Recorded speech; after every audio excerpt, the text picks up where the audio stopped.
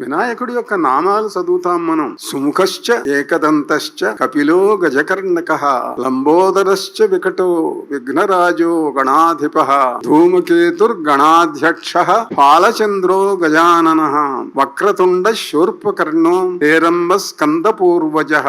ఇవి 16 నామాలు. షోడశైతాని నామాని యః పఠేత్ శృణుయాదపి విద్యారంభే వివాహే చ ప్రవేశే నిర్గమే తథా సంగ్రామే సర్వకార్య విఘ్నస్తస్య న జాయతే. 16 నామాలు స్మరించేటట్లయితే అన్ని పనులు అయితాయి, విఘ్నాలు పోతవి. నిజమే. దీంట్లో మంత్రశాస్త్రంలో దీన్ని గురించిన ఒక ప్రత్యేక విషయం చెప్పారు. అది తెలుసుకోవటం మంచిది. అదేమిటంటే ఈ 16 నామాలు రోజు పొద్దున్న లేవంగానే ఏదో ఒక సమయం చూసుకొని 21 సార్లు స్మరించి గనక మీరు ఏ పని కోసం బయలుదేరి వెళ్ళినా ఆ పని అవుతుంది.